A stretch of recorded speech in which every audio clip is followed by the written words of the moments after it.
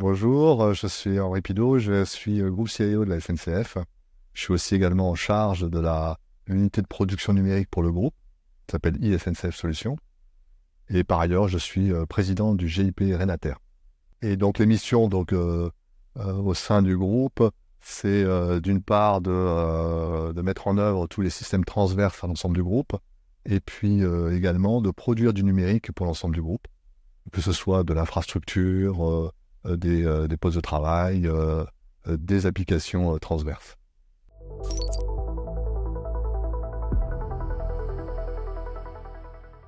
Alors, comme tous les grands groupes et tous les grands groupes visibles, on a des cyberattaques assez classiques, des attaques DDoS, c'est-à-dire la saturation de nos systèmes d'information par l'Internet, par de nombreux appels, donc pour essayer d'empêcher le service de délivrer le service numérique. On subit souvent des attaques de DDoS, hein, c'est celles qui sont les plus marquantes, hein, puisque si on les absorbe et qu'on arrive à se défendre, le service est toujours rendu.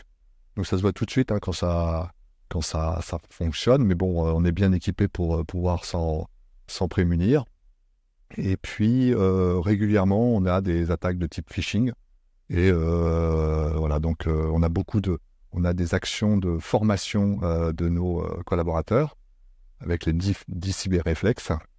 Et dans ce type d'attaque, c'est effectivement l'humain qui est entre guillemets le maillon faible. Et par ailleurs, pour pouvoir pouvoir être plus efficace dans ce type d'attaque, on a mis en place le Zero Trust Network et en particulier l'authentification forte.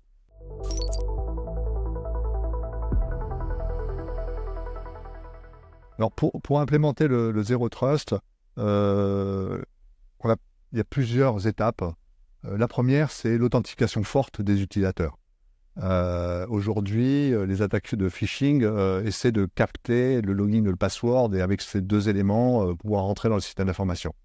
Donc, pour augmenter le niveau de sécurité de cette partie-là, on fait ce qu'on appelle le multifactor authentication, c'est-à-dire avoir plusieurs facteurs pour authentifier une personne. Donc, login, password, bien sûr, mais aussi un autre élément, ça peut être le téléphone, ça peut être un compteur qui se change toutes les minutes, c'est comme si on avait un mot de passe qui changeait toutes les minutes. Et c'est ça qui permet de sécuriser la partie utilisateur. Ensuite, dans le Zero Trust, on a de l'autre côté le système d'information. Typiquement, le système d'information doit être délivré sous format web, hein, comme on trouve sur Internet, et tout ça, c'est chiffré, hein, avec de HTTPS et ainsi de suite. Et tout le flux de communication est aussi chiffré. Et c'est chiffré jusqu'au stockage de l'information. Donc le principe, c'est d'aller chiffrer l'ensemble de la communication et de bien s'assurer que les éléments qui communiquent entre eux sont bien authentifiés, que ce soit le service et les serveurs, et que ce soit l'utilisateur.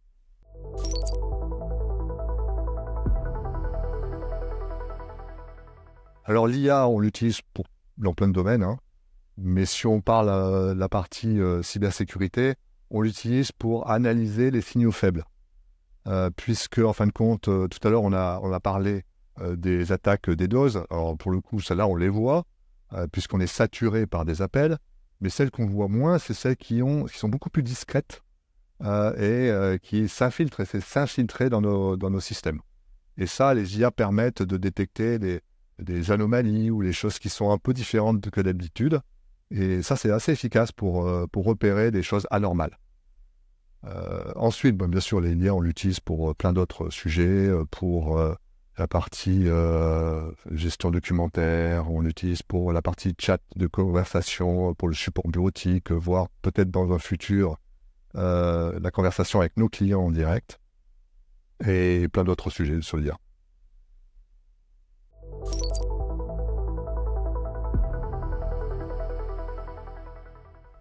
Alors sur NIS2, le grand principe, hein, c'est que la donnée d'entreprise est une donnée qui a beaucoup de valeur.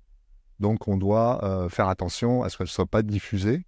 Et le principe, un peu comme on retrouve dans la GDPR, hein, c'est la donnée personnelle, on protège nos données d'entreprise. Alors, il y a plusieurs façons de le faire et plusieurs, je dirais, couches de sécurisation. La première, c'est de chiffrer toute l'information de l'entreprise lorsqu'on le stocke. Ensuite, c'est de bien s'assurer que les sauvegardes sont rejouables, c'est-à-dire chiffrer tout ce qui se passe à l'intérieur et avoir le même principe dans un réseau hyper sécurisé, avoir les mêmes principes de zéro trust, c'est-à-dire qu'on rajoute ceinture et bretelles. C'est comme ça que l'on traite ces sujets de NIS 2 et quelque part c'est complètement compatible avec l'approche de zéro trust.